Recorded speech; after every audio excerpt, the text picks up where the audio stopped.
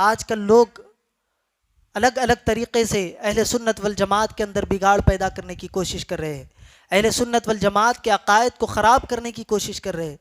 حضرت امام زین العابدین رضی اللہ تعالیٰ عنہ کی بارگاہ میں عراق سے ایک وفد آیا، کچھ لوگ عراق سے آئے، آ کر حضرت امام زین العابدین کی بارگاہ میں بیٹھ گئے، اور وہ لوگ خلفائے ثلاثہ یعنی حضرت ابو بکر صدیق، حضرت عمر فاروق، حضرت عثمان غنی رضی اللہ تعالیٰ عنہ مجمعین کے خلاف کچھ غلط الفاظ کہنے لگے۔ حضرت امام زین العابدین رضی اللہ تعالیٰ عنہ کو جب یہ پتہ چلا تو حضرت امام زین العابدین رضی اللہ تعالیٰ عنہ جلال کی کیفیت میں آئے اور فرمایا کہ تم کون ہو؟ کیا تم مہاجرین میں سے ہو؟ مہاجرین کون؟ جس کے بارے میں اللہ تبارک و تعالیٰ نے ارشاد فرمایا کہ جنہوں نے اپنے وطنوں کو چھوڑ کر مدینے کی طرف ہجرت کی، اللہ ان سے راضی ہے، وہ اللہ سے راضی ہے۔ تو حضرت امام زین العابدین پوچھنے لگے کیا تم مہاجرین میں سے ہو؟ انہوں نے کہا نہیں۔ پھر اس کے بعد حضرت امام زین العابدین نے ان سے پوچھا کیا تم انصار میں سے ہو؟ انصار کون؟ جو ہجرت کر کے آئے تھے، جو صحابہ مکے کو چھوڑ کر مدینے میں آئے تھے، تو مدینے کے جو ایمان والے تھے، مدینے کے جو صحابی تھے، رسول اللہ کے چاہنے والے تھے، انہوں نے مکے کے صحابہ کے لیے، مکے والوں کے لیے اپنے گھروں کو پیش کیا، اپنے مالوں کو پیش کیا، اپنے کھانے کو پیش کیا، ان کی جو جو ضرورت تھی اس کو مدینے والوں نے پورا کیا۔ ان کے بارے میں بھی اللہ تبارک و تعالیٰ نے قرآن میں ارشاد فرمایا کہ اللہ ان سے راضی، وہ اللہ سے راضی۔ تو یہ اللہ تبارک و تعالیٰ نے ان دونوں طبقوں کے لیے فرمایا، مہاجرین سے بھی اور انصار سے بھی۔ تو حضرت امام زین العابدین پوچھتے ہیں کیا تم مہاجرین میں سے ہو جنہوں نے اللہ کے دین کی خاطر اپنے مکانوں کو چھوڑا اور مدینے کی طرف ہجرت کی؟ انہوں نے کہا کہ نہیں۔ پھر کہا کہ کیا تم انصار میں سے ہو، وہ ہو جو مدینے میں تھے اور جو مکے سے آئے تھے ان لوگوں کے لیے تم نے ضرورت کا سامان مہیا کیا؟ انہوں نے کہا نہیں۔ تو حضرت امام زین العابدین فرماتے ہیں کہ اس کے بعد تیسری کیٹیگری تو عام مومنوں کی ہے، یعنی اس کے بعد جتنے ہیں سارے کے سارے مسلمان ہیں، مومن کہلائیں گے۔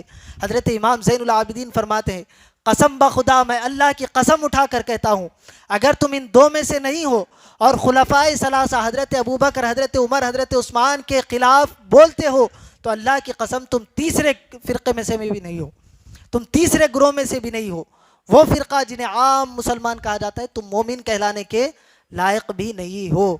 یہ کون فرما رہے؟ اہل بیت کے ایک فرد عظیم ہے، امام حسین کے شہزادے ہیں، حضرت علی کے پوتے ہیں، رسول اللہ کے نواسے ہیں۔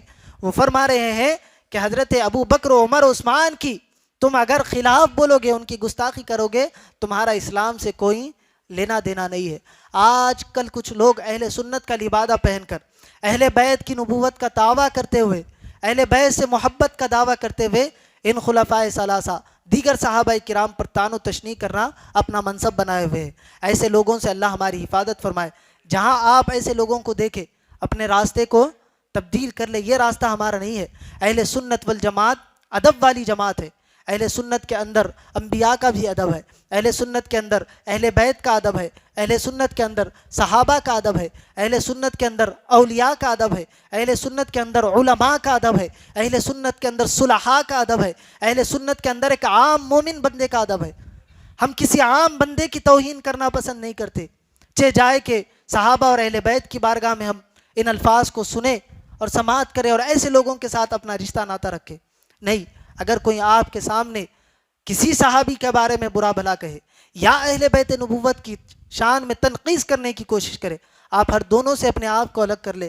ہمارا مشرب، ہمارا مسلک یہ نہیں ہے، یہ اہل محبت والوں کا مسلک ہے، اہل دل والوں کا یہ مشرب ہے، جنہوں نے محبت کرنا سکھایا، جنہوں نے محبت کی تعلیم و تربیت کی، جنہوں نے ایک دوسرے کے ساتھ مل کر رہنا سکھایا۔